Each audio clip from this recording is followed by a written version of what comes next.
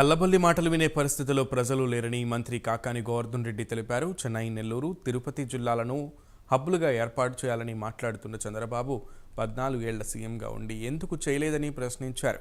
నెల్లూరు జిల్లా ఆర్వైపాలెంలో కొత్తగా నిర్మించిన గ్రామ సచివాలయం, వైఎస్ఆర్ హెల్త్ క్లినిక్, సీసీ డ్రైన్లు ఆయన ప్రారంభించారు.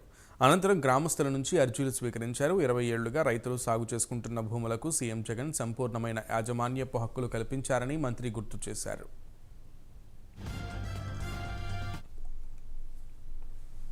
ఈరోజు ఒక ఆర్వైపల్లి గ్రామం 17 మందికి అసైన్మెంట్ ఇవ్వడం జరిగింది.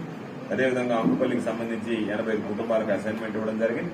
ఈ 2 గ్రామాలకు సంబంధించి సుమారుగా 112 ఎకరాలకు సంబంధించినటువంటి అసైన్మెంట్ భూములకు సంబంధించి పట్టాలు పంపిణీ చేయడం జరిగింది. ఇంతవరకు రాజకీయాలు చేయనట్టుగా నేను మొన్న వచ్చినప్పుడు వెంకటగిరిలో మాట్లాడాడు. వెంకటగిరి, నెల్లూరు, చెన్నై ఈ కలిపి ఒక హబ్ చేద్దాం అనుకున్నా, తిరుపతి, కుప్పం, బెంగళూరు ఒక హబ్ చేద్దాం అనుకున్నా. చంద్రబాబు నాయుడు ఏమనుకుంటున్నాడంటే నేను నిద్రలేసి పొడదామాలనుకున్నా, నిద్రలేసి స్నానం చేయాలనుకున్నా, చేయలేదు కాబట్టి వాళ్ళంతా గబ్బు కొడుతుంది.